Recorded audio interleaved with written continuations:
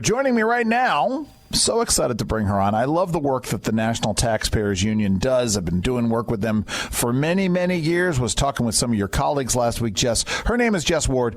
She's the Senior Director for State Affairs for NTU. And we were talking earlier with our mutual colleague, Grover Norquist. And we were talking with Steve Moore about the importance of the permanence of the Tax Cuts and Jobs Act. And how does this drill down to the state level? This is important for folks in the state and local level to understand. Tell us about it. I appreciate you having me on. And always. This is certainly an urgent matter, because as you know, if Congress doesn't act soon, by the end of 2025, many of the tax cuts that went into place in 2017 will disappear.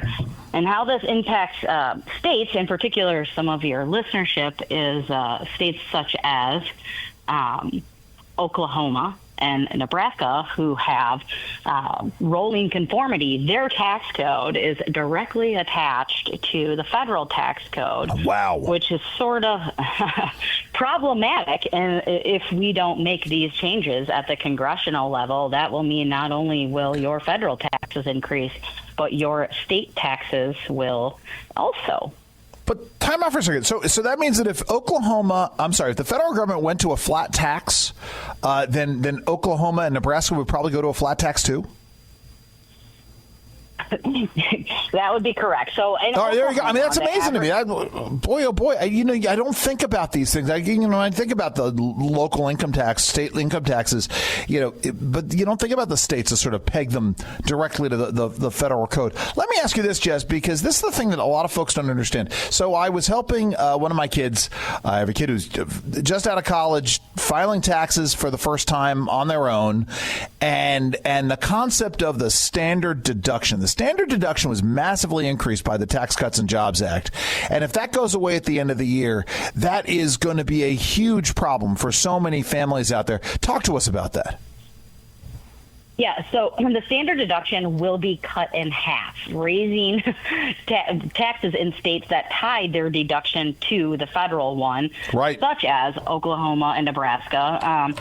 Texas and Indiana have what's more called a fixed tax code with the federal government. In other words, the state has a little bit more control in terms of they don't have to adopt those federal changes. It's not a rolling conformity. It's more of the state has to take action and see if they want to adopt those. But yes, you're correct.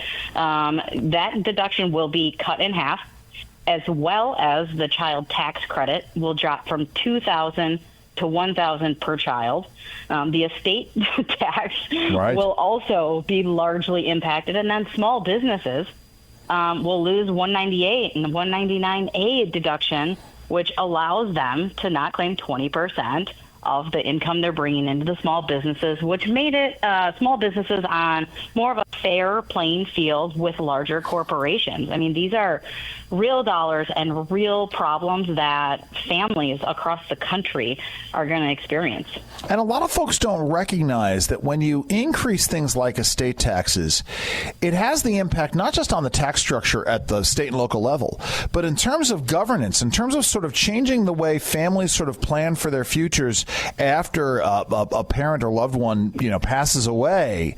This is where you get the contributions to things like urban sprawl, right? If you're a leftist and you don't want to see lots of urban sprawl, well, then maybe you let people hold on to the land so they don't have to sell it to pay their tax bill. I mean, these are the things that nobody is thinking about, nobody outside of, folks like you and me, Jess, but talk a little bit about this.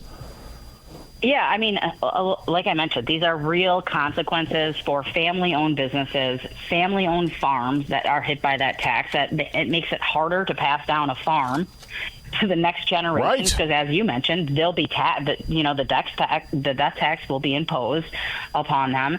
26 million small businesses are going to face a top tax rate of over 43%. Right. And that is just absolutely mind-blowing. Aside from my role at NTU, I also own 3 small businesses in Wisconsin, and when you talk about that tax rate going from where it's at now to 43%, that's, right. Businesses are no longer investing in equipment, no longer investing in research. They're no longer hiring at the rate they would have otherwise hired at. And I think, as conservatives, it's our job to talk about how this really impacts families and what right. it would do to their bottom line. And sometimes, I'm sure you probably agree with me, we struggle at that. We get bogged down in the numbers. And, Yeah, not me. Not me. I don't get by. I'm clear to everybody about everything. I'm only joking. Yeah, I deal with that too. Getting a little bit too into geekies, but yeah, no, believe me. Let me. Yeah. And any of the small businesses have anything to do with cheese? Because it's Wisconsin, so I got to ask. They do not. Oh, there you go. All right, I'm sorely disappointed. No. We're talking with Jess Ward. She's the Senior Director of State Affairs for the National Taxpayers Union. Let me ask you this, Jess. When you're out there, because you're talking to folks in the States, what do you make of the appetite for folks for getting this done, getting it made permanent? I mean, everybody's hungry for this, aren't they? It's going to be a huge disappointment if it doesn't come through. It's going to be a significant disappointment. I mean, if we're going to, of course, talk about the numbers, I always like to boil it down to this. A family that is making $80,000 per year is going to, on average, pay $1,700 more per year if we don't make these permanent.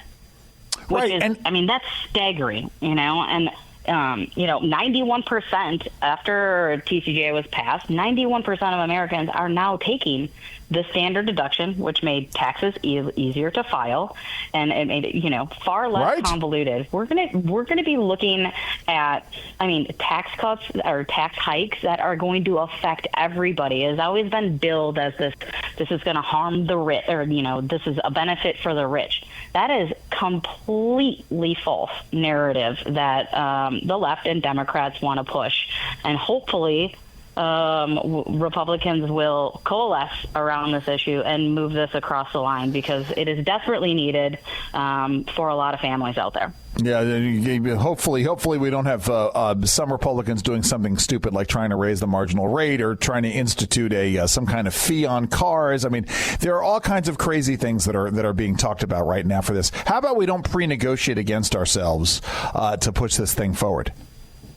I think that's a great recommendation. Thank you. I appreciate that. Well, listen, Jess, how do folks find out more about the good work you guys are doing at NTU? Please go to www.ntu.org, and then also you can check out a report on all of the impacts and certainly where your state will be impacted should TCJA not pass. And for goodness sakes, call your congressman, call your senators, and call your local elected officials and let them know that we need to act soon. Oh, there you go. Well, listen, Jess, thank you so very much for joining us today. Yeah, thanks for having me. Appreciate it. Go and check it out, the work that she's doing. Jess Ward, Senior Director of State Affairs for the National Taxpayers Union. NTU.org is the website. Love the work that they do. I'm Andrew Langer, in for Tony Katz.